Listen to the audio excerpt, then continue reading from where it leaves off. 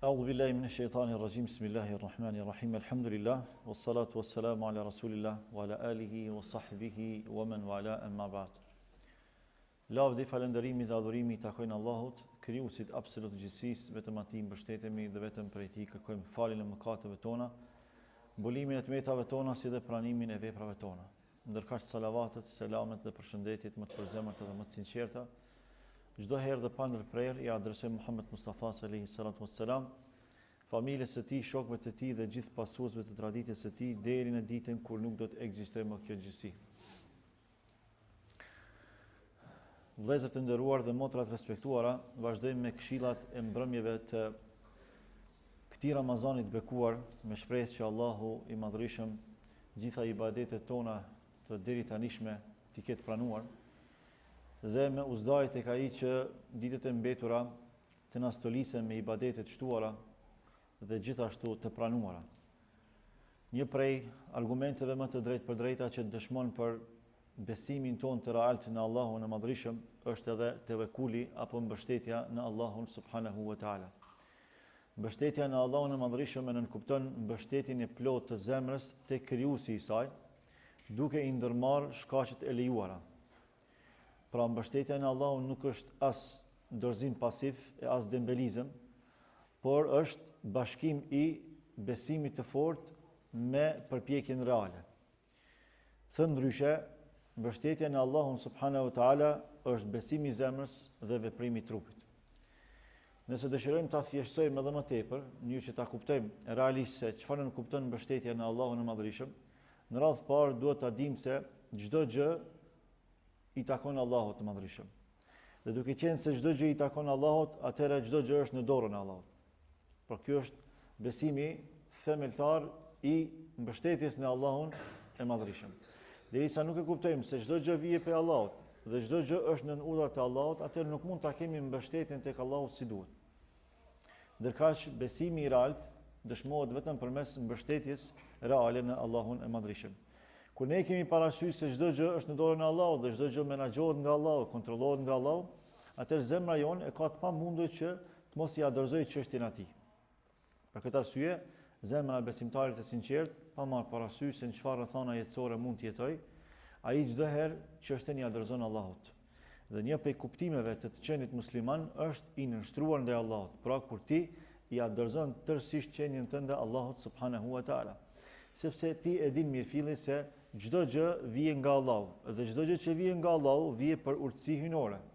Çdo gjë që vije me urtësi hyjnore nga Allahu është mirësi për ne. Pra nuk ka mundësi të vije nga Allahu diçka që është në dëmin e njeriu. Nëse ne ballafaqohemi me pasoja eventuale të fatkeqësive dhe të sprovave që mund të rëndojnë situatën tonë jetësore, kjo është si pasojë e veprave tona, është si pasojë e gabimeve tona, sepse për një gjë të tillë Allahu ka treguar në Kur'an duke thënë: "O ma asabakum min musibatin fa bima kasabat aydikum wa ya'fu an kathir." Çfarëdo fatkeqësie që ju godet juve në jetë, dijeni se e keni për shkak të veprave tuaja. Pra ju jeni ata që e keni detyruar në një farë formë Allahun subhanahu wa taala që t'ju kaploj me disa fatkeqësi eventuale, të cilat në esencë janë mirësi për ju. Nëse Allahu edhe kur dërgon fatkeqësi, dërgon për ta vetëdijsuar robën e tij, për ta kthyer në origjinën e pastër të besimit. Wa ya'fu an kathir. Dhe përkundër faktit që njerëzit bëjnë shumë gabime, bëjnë shumë mëkate, përfshirë dhe besimtarët e Allahut, Allahu fal shumë prej atyre mëkateve që ata eventualisht i veprojnë. Pra, çështja e parë që duhet ta kemi parasysh në raport me tevekulin apo me mbështetjen në Allahun e Madhërisëm është që çdo gjë vjen nga Allahu dhe çdo gjë kontrollohet e menaxhohet nga Allahu. Andaj nuk ka arsye që të brengosemi, nuk ka arsye që të shqetësohemi përtej normales, përtej asaj që Allahu ka legjitimuar. Pastaj, përkitazi me këtë duhet ta kemi parasysh edhe atë se tevekuli nuk e nënkupton dorëzimin pasiv, që ti t'ia dorëzosh Allahut çështjen tënde dhe të mos i ndërmarrësh shkaqet e kërkuara dhe të lejuara. Përkundrazi, tevekuli real, mbështetja reale në Allahun është atëherë kur ti ndërmerr shkaqet e kërkuara. Prandaj pejgamberi Allahut sallallahu alaihi wasallam, atij sahabiu i cili hyri në mexhlisin apo në ndërën e pejgamberit Allahut me disa sahabëti dhe tregoi se nuk e kishte lidhur devën e tij. Kur e pyeti Resulullahu alaihi wasallam dhe i tha: "A e lidhe devën?" Tha: "Jo, ja lash Allahut në dorë." Pra ju mbështet Allahut. Tha: "Lidha atë, pastaj eja." pastaj mbështetju Allahut. Sepse në kuadër të ndërmarrjes së shkaqeve, në kuadër të mbështetjes në Allahun e Madhërisëm, është edhe ndërmarrja e shkaqeve.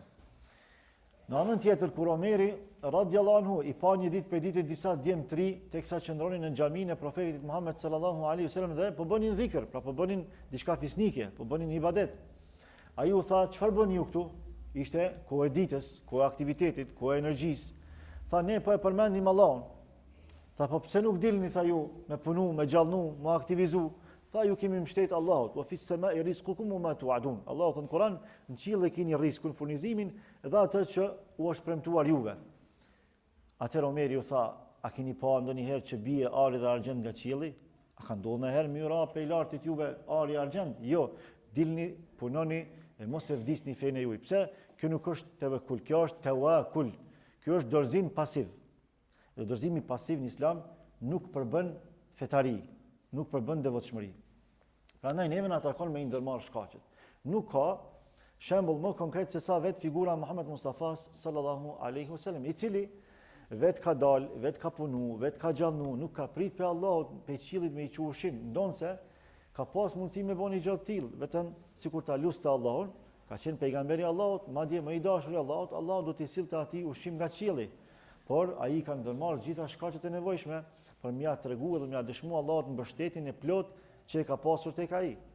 Edhe në rastet më të vështira të jetës, për shembull kur është caktuar çmim për kokën e tij, kushdo që do ta zinte pejgamberin e Allahut, të gjallë apo të vdekur, kushdo që do ta sillte atë tek paria mekase, do të shpërblej me 100 deve të kuqe, që nëse e përkthejmë sot me terma modern, i bie sa 100 makinat më luksoze dhe më të shtrenjta që ekzistojnë. Megjithatë, ai ndërmori shkaqet e shpëtimit. Nuk doli më njëherë përballë armikut. Nuk tha, unë jam mbështet Allahut, le të vinë le të më vrasin. Jo, gjatë natës i mori gjitha masat përgatitore, e përzgjodhi Ebu Bekrin që të jetë shoqëruesi i tij, morën me vete 2 mjete transportuese, 2 deve, morën ushqim me vete, nga shtëpia natën doli fsheh Orazi, pastaj u fsheh në Gjebeli Theur, në shpellën e Theurit. Gjitha këto në kuptojnë mbështetje të plotë në Allahun përmes marrjes së shkaqeve të nevojshme. Edhe ne në jetën tonë të përditshme. Nëse kemi nevojë për sukses jetësor, nëse dëshirojmë që të kemi karrierë të bujshme, ne duhet të ndërmarrim shkaqet e nevojshme. Nuk mund të jesh nxënës i suksesshëm nëse nuk mëson. Nuk mund të jesh prind i suksesshëm nëse nuk vetë edukohesh. Nuk mund të jesh biznesmen i suksesshëm nëse ti nuk shkollohesh edhe nuk krijon projekte konkrete dhe profitabile për me arrit çat nivel suksesi. Pra çdo gjë e kërkon shkakun e vet. Dhe e treta me radhë është se kur themi që të ndërmarrim shkaqet, nuk themi që t'ju dorëzohemi shkaqeve. Nuk themi që t'ju mbështetemi shkaqeve, sepse shkaqet janë mjete, por themi që t'i mbështetemi shkaktuesit shkaqeve. Çdo shkak ekziston fal Allahut. Dhe është Allahu ai i cili i ka krijuar ato për të na mundësuar neve një mirëqenie solide jetësore, për të pasur mbarvajtje jetësore. Por nëse ne i mbështetemi shkaqeve, atëherë nuk mund të presim sukses dhe begati në veprimet tona, ose mund të mashtrohemi me disa suksese shumë të kufizuara. Por kur ne i mbështetemi shkaktuesit shkaqeve, atëherë padyshim do të na vijë suksesi, do të na vijë bereqeti. Shembull konkret, nëse dikush i ndërmerr masat e shërimit, shkon tek mjeku, por i mbështetet mjekut dhe jo Zotit, ai mos pret shërim. Ose edhe nëse mund të ketë lehtësim, do ta ketë përkohshëm, por e ka humbur më të shtrenjtën, e ka humbur bindjen në Allahun subhanahu wa taala. Ndërkohë është Allahu ai i cili jep shërim. Mjeku kuron.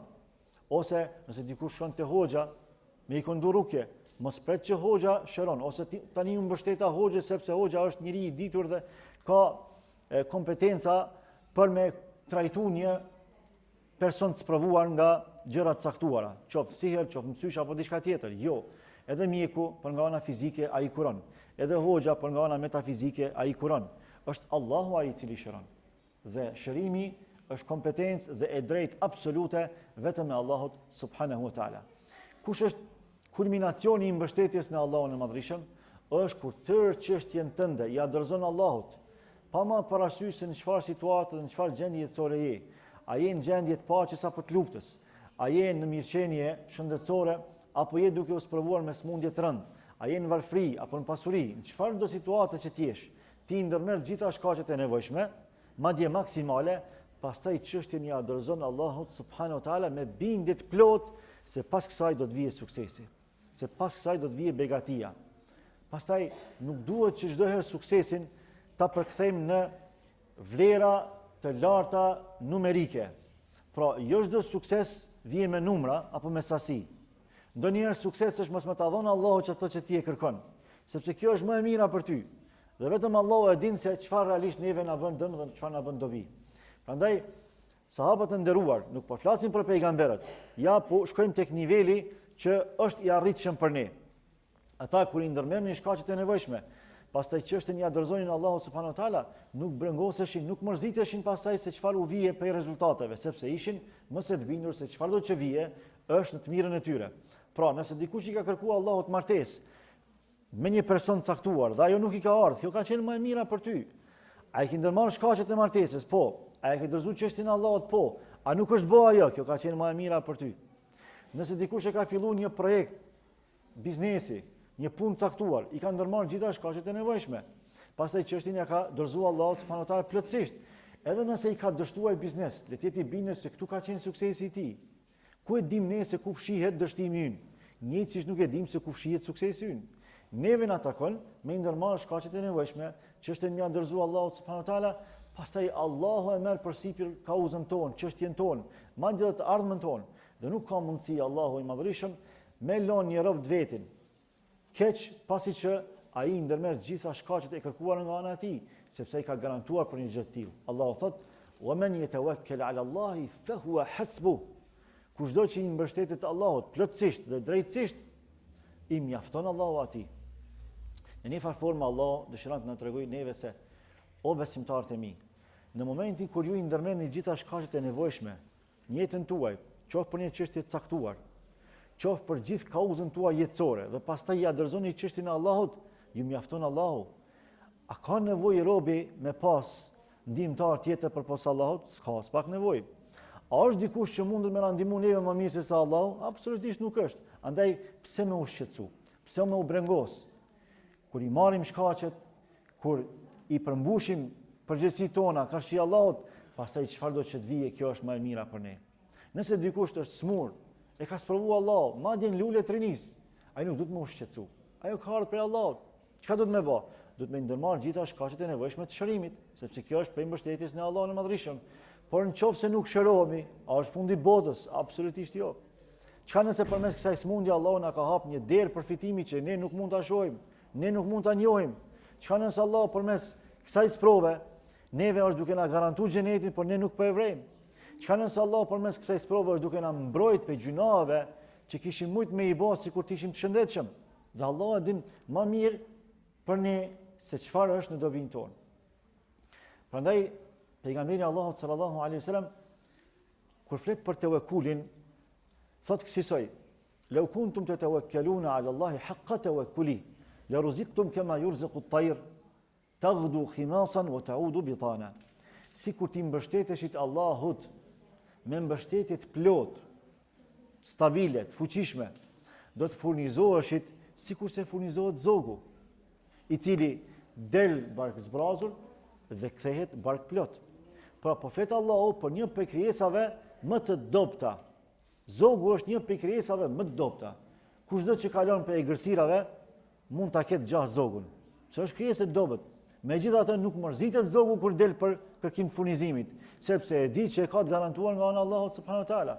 Edhe peshkun ujë, edhe majmunin shkretir, çdo krijesë e Allahut e ka të garantuar furnizimin nga ana e tij. Prandaj thot pejgamberi Allahut, nëse zogu në qiell, që nuk ka kurrë mbrojtje përpos Allahut Madhërisëm, nuk mërzitet për rrezikun e tij, pse duhet mërzitesh ti o robi i Allahut? Ajo që kërkohet prej teje është që sikurse zogu që i ndërmerr shkaqet e nevojshme dhe të kërkuara për furnizim, ndërmerrje edhe ti në kuadër të asaj që të takon ty si njeri. Për tjerat leri tek Allahu i Madhërisëm, ai e merr përsipër. Dhe jo më këtë është përmendur ky shembull konkret që në shikim të parë dhe në dëgjim të parë neve na jep me kuptuar që bëhet fjalë për furnizimin material, sepse ne fatkeqësisht furnizimin e Allahut e kufizojmë vetëm me aspektin material. Pra sa herë që përmendet furnizimi, ne mendojmë që bëhet fjalë për parë, bëhet fjalë për ari, për argjend, për fuqi, për autoritet. Jo, furnizimi i Allahut është shumë më i gjanë si koncept se sa vetëm paraja dhe se sa karriera e bujshme apo një fuqi autoritative që mund ta ketë dikush. Në radhë parë nuk ka furnizim më të çmuar se sa dashuria ndaj Allahut, se sa imani. Ky është furnizimi kryesor. Madje ky është themeli i gjitha furnizimeve. Sepse përmes besimit në Allah ne dim të shfrytëzojmë pastaj edhe mjete të tjera furnizuese. Ne do të dim pastaj ta shfrytëzojmë edhe pasurinë materiale, edhe karrierën, edhe profesionalizmin ton, edhe bukurinë ton, edhe fuqinë ton, edhe shtetin ton, edhe autoritetin ton, çfarëdo që të kemi nën posedim dhe nën udhëheqje, ne do të dimë se si ti trajtojmë si mjete, pikërisht se i kemi ndërtuar mbi bazën themeltare që është imani i sinqert, imani i pastër në Allahun e Madhërisëm. Andaj besimtarë të nderuar, vëllezër dhe motra, Ramazani është shkolla më e mirë që na mëson mbështetjen në Allahun e Madhërisëm. Prandaj ne e dimë se gjatë këtyre ditëve të bekuara të Ramazanit, çështën ja dorëzojmë Allahut Madhërisëm. E pranojmë nga Allahu obligueshmërinë e agjërimit. E pranojmë nga Allahu obligueshmërinë e faljes së namazeve dhe të gjitha ibadeteve tjera obligative dhe ja dorëzojmë Allahut për pranim me mbështetje të plotë dhe ne e dimë se është Allahu ai i cili shpërblen. Ne nuk mërzitemi sidomos për agjërimin, sepse është i vetmi ibadet që nuk mund të njolloset me hipokrizi. Namazi mund të njolloset me hipokrizi. Zekati mund të njolloset me hipokrizi.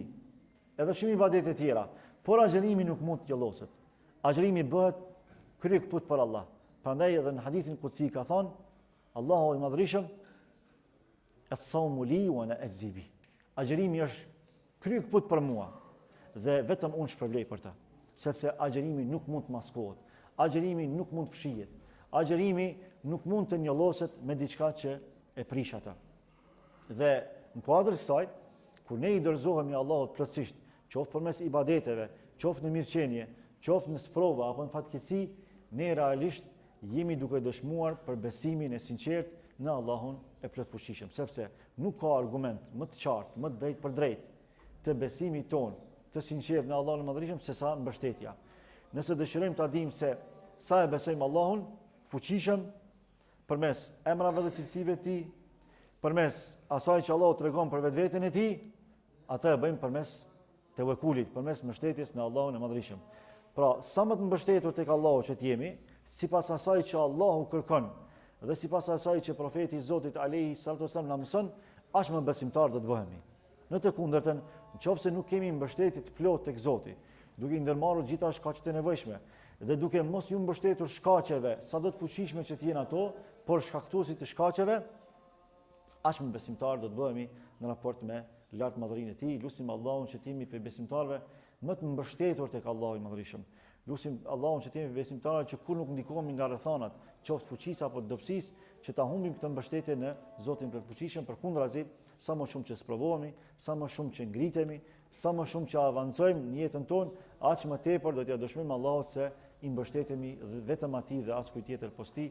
Alhamdulillahi rabbil alamin. Allah ju shpërblet për dëgjimin.